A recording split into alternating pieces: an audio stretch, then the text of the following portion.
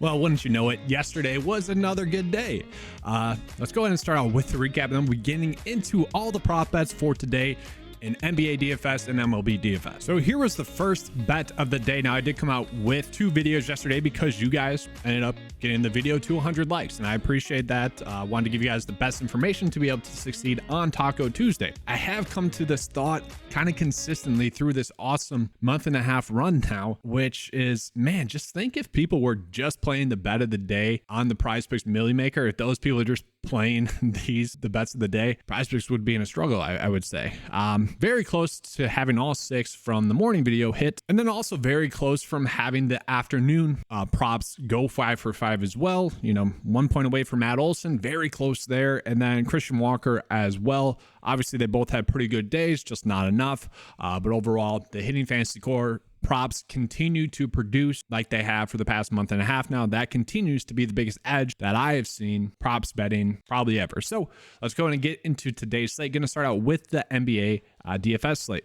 So let's just look at the NBA game that we have today. Looking at it right now, this is kind of shocking to me a little bit. We had saw that Denver was heavily favored to win the first 2 games, and now Miami is only projected to lose by 2.5 points. Previous games, this had been 8.5 points. So that's definitely interesting in its own. And we also have seen the over and under drop down as well. Both of those are kind of significant to me. So that'll be something that we have to watch for. So now with that, let's go ahead and get into the NBA DFS 9-to-5 cheat sheet. So what we are going to see is that for the most part, everything is kind of pretty good for projections versus what we're expecting to happen today. The only exception that we really need to look at is what's going to happen with Caleb Martin. So Caleb Martin has been someone that has been struggling. Okay, we know that. I've mentioned this a bunch, is that these role players, they are just going to regress back to the player that they are. Obviously, if they were better players than that, they would do it more consistently. Players can have spike up really runs, weak series, but it's going to fall off eventually. And we have seen that. But the question is,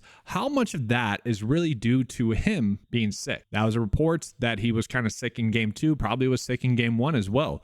And I was kind of wondering, I'm like, did they party after winning the Eastern Conference Finals? I would hope not, but maybe.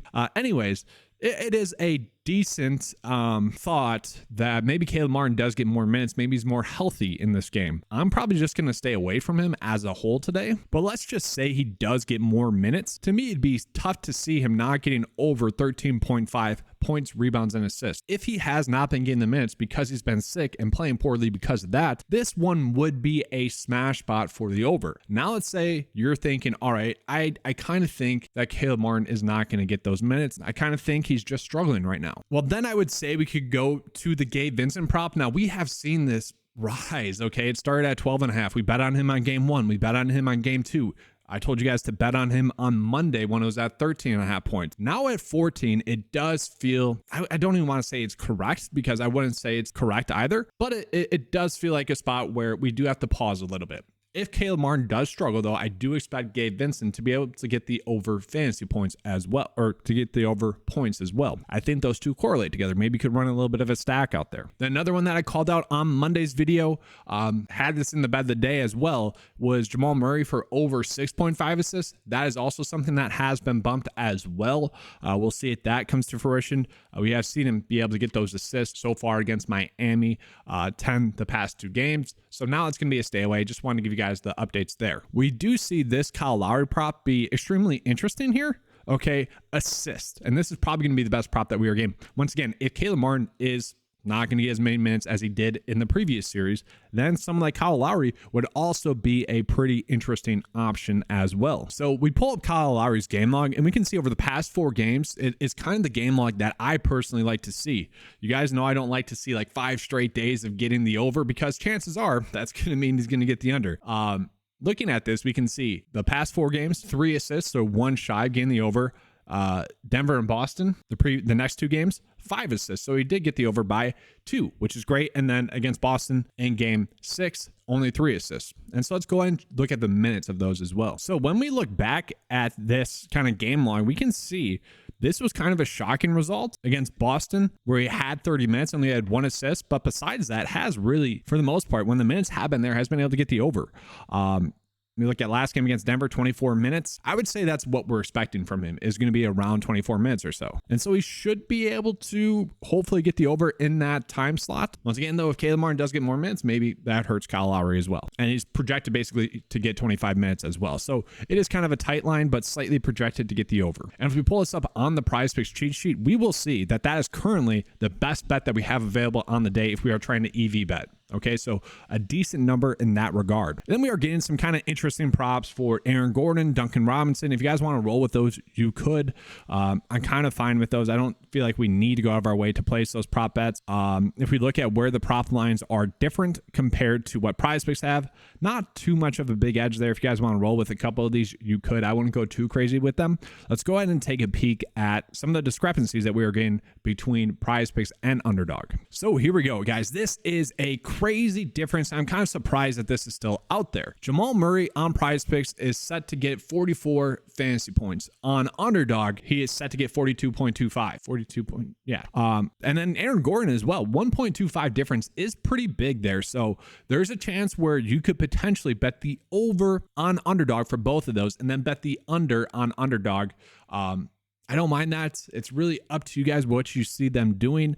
It's tough to say what you should do there. It's kind of one of those things where I really don't mind being kind of hoping for the middle of that. Now, obviously, Aaron Gordon 1.5, that's not a big difference, but it is. Let's go ahead and flip that around. We are going to see that PrizePicks is possibly undervaluing some of these props. We look at this for Underdog. Underdog has bumped up Jokic's points, rebounds, and assist prop to 51.5. It has been 50.5 the past two games. So that's kind of interesting to me in that regard. Jamal Murray as well.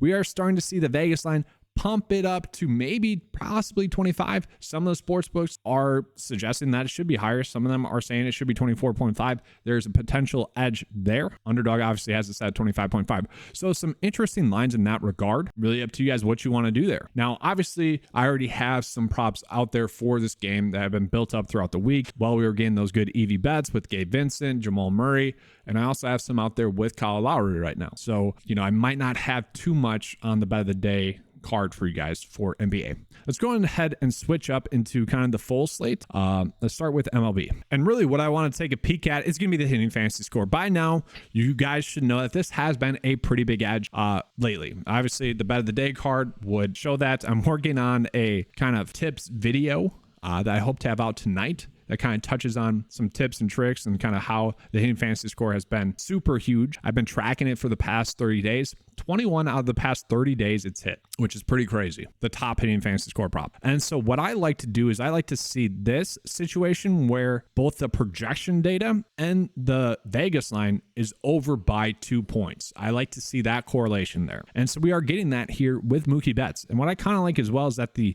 under isn't under by that much. Okay, so Mookie Betts for over hitting fantasy score is probably the best prop that we're getting. Now, I do want to go ahead and look at that game real quick because yesterday this was one of the highest scoring games. And once again, it is going to be a very high scoring game, it would appear. 11 for an over and under is huge. Let's look at the other games that we're getting. Maybe San Fran and the Rockies as well. Those are probably the two games we want to attack the most. So it's pretty awesome that one of the props that we're getting on the day is suggesting that we should bet the over there. I like to see that. And what's kind of crazy about his game log here is that he really crushed it against New York and Washington over those games. Kind of struggled there. So I like that prop a little bit more yesterday, just given the fact that he had 2 straight days of not getting there. So it'll be interesting to see kind of what he does today. Obviously, that game is a game that we want to chase. And I love the fact that the data is suggesting that he should be able to get the over as well. And then really the next best prop bet that we are getting would be Matt Olson here. So Matt Olson, the prop line difference is very huge here. Vegas is expecting him to have a very good day hitting the baseball. Okay. The projection data is not suggesting that as much, but I like to default to the Vegas data a little bit more. But what I preach is consistency with how you're looking at the information. And so that's why I like Mookie Betts a little bit better, because I'm looking for both of those being over by 2. So now with Matt Olson, not as much of a lock and load, but it is going to be a favorable prop for us. Just look at that game, make sure it's not exactly a stay away. And it's not. 9.5 is fine. I start to worry when it's like 8, 9, 8.5. Either way, it still should be fine. And what's annoying is that they have dropped it down to 7 today instead of the 8 that it was yesterday. That's where I'm starting to wonder. I'm like, okay, is PrizePicks actually starting to make some adjustments to how they value hitting fantasy score because it's been such a huge edge? I don't know. That's still on a wait and see approach, but we'll take advantage of that today. And then right now, it doesn't seem like we have any too much. If you wanted to chase maybe that Washington game that does have a high over and under, you could. That's not a terrible idea. Now, Freddie Freeman, you could potentially stack with Mookie Betts as well if you want to. I don't hate that idea either. So like not a terrible idea in that regard. I don't love it, but at the same time, it is a high over and under. And just for what it's worth, kind of awesome for De La Cruz yesterday as well.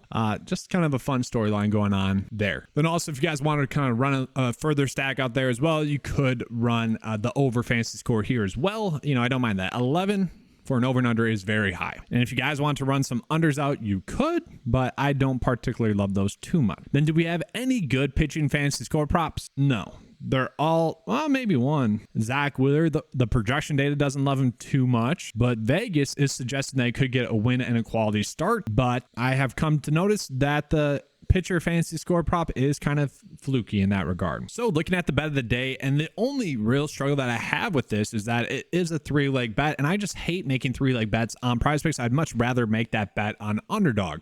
Okay, so if you guys want to run it out on Underdog, you can. The reason why I like that is because the payout is better on Underdog. Let's say you do a $5 unit bet, which I think is the most common on PrizePicks, and maybe on Underdog as well. Well, you'd be getting an extra $5 on Underdog than you would on PrizePicks, which that is going to add up in the long term. And just a reminder, if you guys enjoy this coverage, make sure to give a like and subscribe. That will help the channel a lot. I appreciate the almost 200 likes that we had on the last video. You guys might not see it, but that really does help the video a ton. And if you guys are going to make some bets on Underdog and you're new to it, make sure to use that promo code that you see right there. That just helps kick back money to the channel, and it's also going to help you guys out as well. All right, let's have a good slate today. And as always, let's keep cashing.